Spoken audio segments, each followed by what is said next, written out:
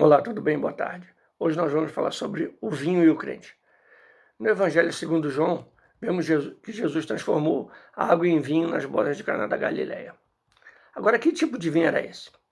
Conforme já vimos, podia ser fermentado ou não, concentrado ou diluído. Entendo eu que o vinho referido deveria ser o oinos, ou seja, suco de uva integral e sem fermentação.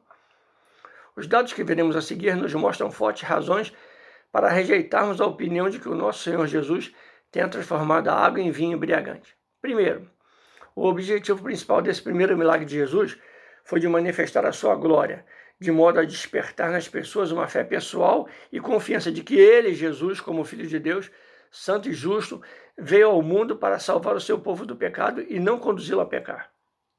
Sugerir que Jesus manifestou a sua divindade como Filho unigênito do Pai, mediante uma criação milagrosa de mais ou menos 600 a 900 litros de bebida embriagante para uma festa de bebedeiras, e que tal milagre era extremamente importante para a sua missão messiânica, requer um tremendo desrespeito, descrédito, insanidade e falta de temor e tremor diante da santidade de Jesus.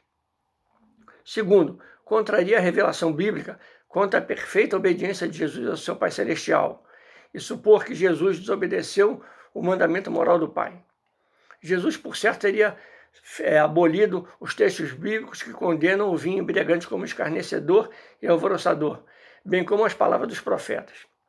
Terceiro, os maiores médicos especialistas atuais em defeitos congênitos citam evidências comprovadas de que o consumo moderador de álcool danifica o sistema reprodutivo das mulheres jovens, provocando abortos e nascimentos de crianças com defeitos mentais e físicos incuráveis.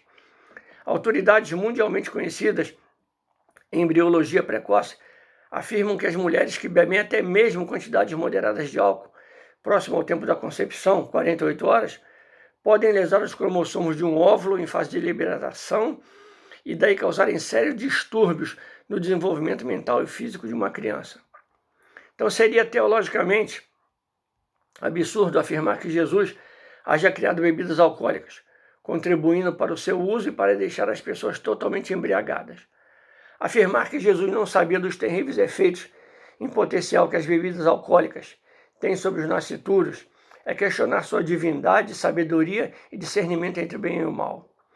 Afirmar que Jesus sabia dos danos em potencial e dos resultados destruidores do consumo de álcool, e que, mesmo assim, promoveu e incitou o seu uso, é lançar dúvidas sobre a sua bondade, compaixão e amor aos quais tanto ele pregou.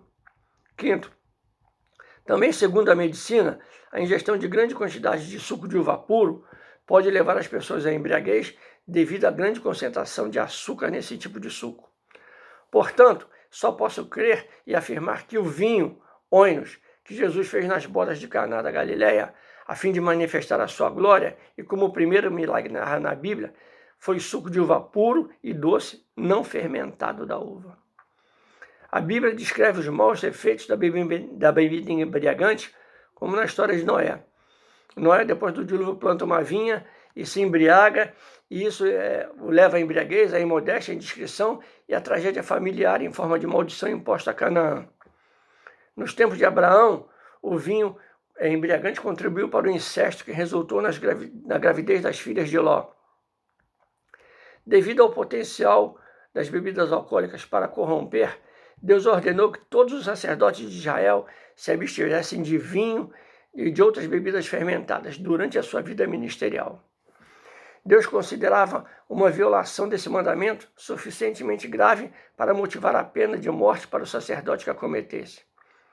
As bebidas alcoólicas geralmente levam seus usuários a zombar do padrão de justiça estabelecido por Deus e a perder o autocontrole no tocante ao pecado e à imoralidade.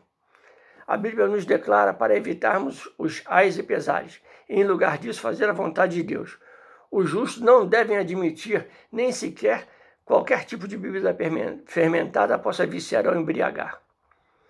Hoje temos várias sociedades aí denominadas de alcoólicos anônimos que visam ajudar as pessoas a se recuperarem da dependência química produzida pela ingestão de bebidas alcoólicas. E o seu lema é: nunca tome o primeiro gole. Então, como uma igreja dita do Senhor, não devemos servir na ceia qualquer tipo de vinho embriagante, ou qualquer tipo de que não seja somente o suco de uva puro.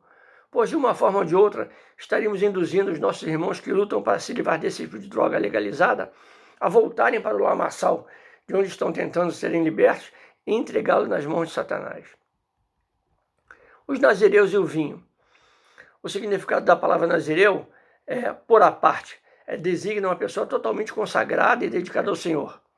Os nazireus eram levantados pelo próprio Deus para demonstrarem, através de seu modo de vida, o máximo padrão divino de santidade, de consagração e dedicação diante do povo.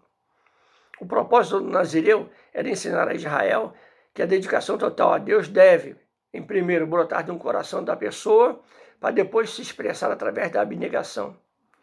Deus deu aos nazireus instruções claras quanto ao uso do vinho. Eles deveriam se abster de vinho ou bebida forte.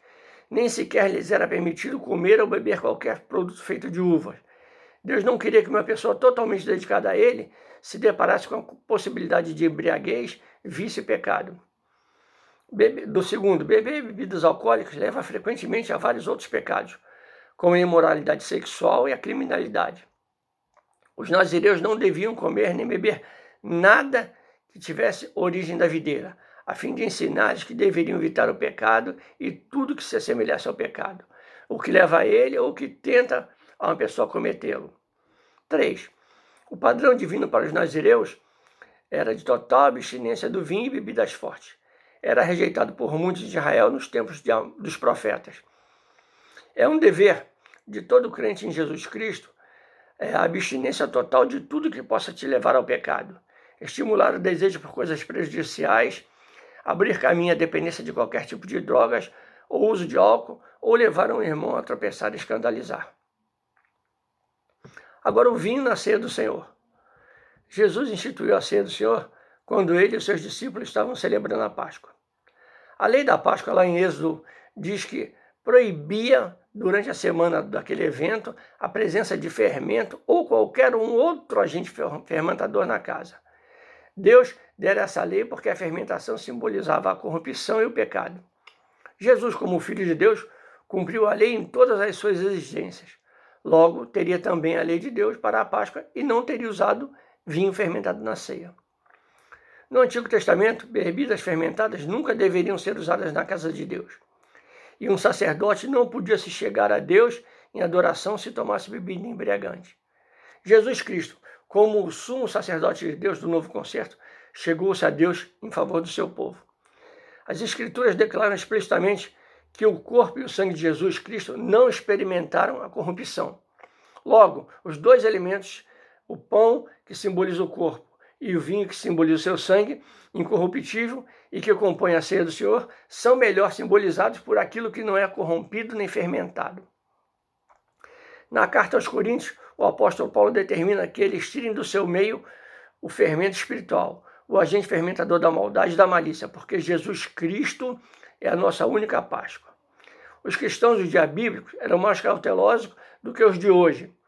No livro do Apocalipse, 14:10, vemos que quando um anjo, falando do vinho da ira de Deus, declara que ele será não misturado ou totalmente puro, isto é, um agente sem fermentador.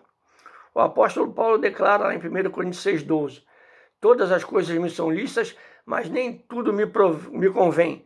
Todas as coisas me são lícitas, mas eu não me deixarei contaminar por nenhuma delas, nem me dominar por nenhuma delas. Então essa é a mensagem que eu quero deixar para você nessa data de hoje. Que você entenda, eu não estou dizendo aqui, não estou proibindo ninguém de beber ou não, eu estou trazendo o meu esclarecimento a respeito da palavra de Deus, que fala do vinho, da bebida forte, da bebida alcoólica, e estou dando a minha opinião. Se você quer seguir ou não, o problema é seu, não é meu. Mas me cabe a mim, como ministro do Senhor, como mestre, como profeta do Senhor, esclarecer essa coisa para você. Agora, a escolha do que você vai fazer é totalmente sua e a responsabilidade também é sua. E eu quero te abençoar em nome do nosso Rei, Senhor e Salvador Jesus Cristo, e declarar para você, ainda dá tempo.